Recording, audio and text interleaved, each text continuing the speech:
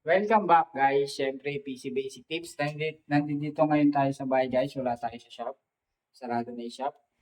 Okay, ngayon, nagpa-set up yung bunso ko nung PC. Tapos, naka-dual monitor siya guys.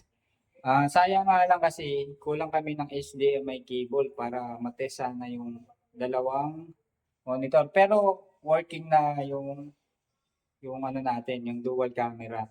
Ay, dual monitor. Kaya, cable na lang kailangan. Tara guys, pakita ko sa inyo.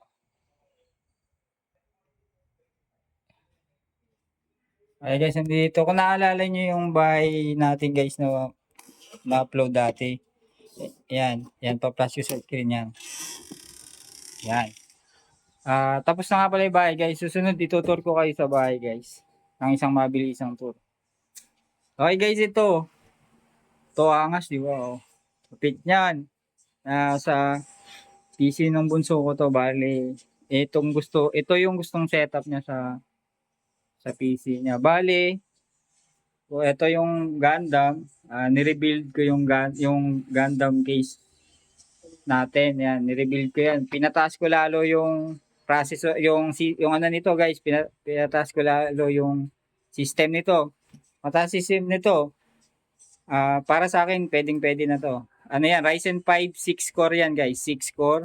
Video card niya 8 GB. Tapos memory card 16 GB.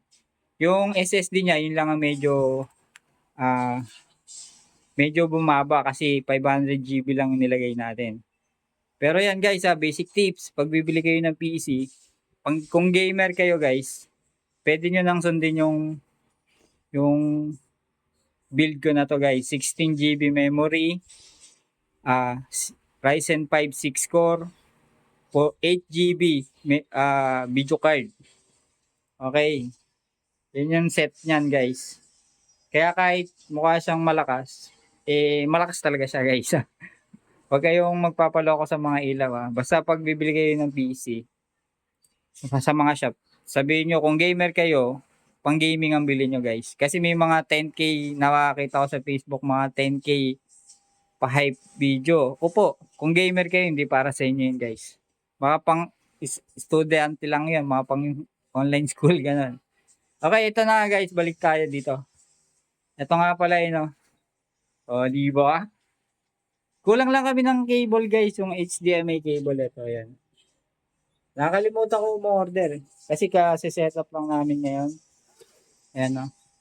Pero ito working yan, nilipat lang namin yung cable dito kasi ka-install lang namin ah itong isang monitor guys. Kasi ito yung in-order namin sa online. Kabubuo lang namin, ayan pa yung mga gamit. Ngayon, kulang kami ng HDMI cable. Sayang, dual sana siya. Angas, di ba? Ganun din mag-isip tong bunso ko. Ako, di ko naisip yan eh. Yan, setup. Basic setup lang yan, guys. Tapos, ayan, PC niya, guys. Gundam. Siyempre, kailangan magkaroon din Gundam yan. Hello. Okay, ulitin ko lang uli, guys. Hindi naman ganun kalakas to, guys. Pero kung gamer ka, pwede na to. Pwede na sa mga gamer to kahit papaano, guys. Hindi naman to yung tig 100,000 PC build. 150,000 PC build. Hindi yan yun, guys. Pangarap ko nga yung mga ganun PC. Mga 100 to 150k na build. Yun ang mga solid na PC talaga para sa akin. Pero ito, kung gamer ka, pwede na yan guys. 16 GB RAM, processor, Ryzen 5 6 core, video card, 8 GB. Kaya all goods na yan kung gamer ka.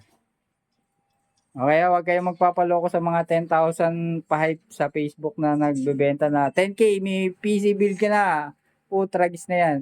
Guys, yung 6 core na Ryzen, 10.5 na yung brand nyo nun. Processor pa lang yun, guys. Di ba?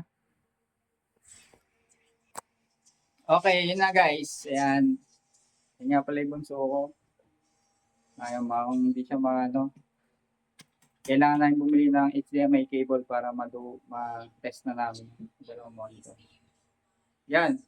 Yun lang, abang-abang uli sa mga video tutorial na gagawin natin guys. At marami pa yan. Basta stay lang kayo sa page at ah, marami kayong malalamang mga basic tips sa basic tutorials.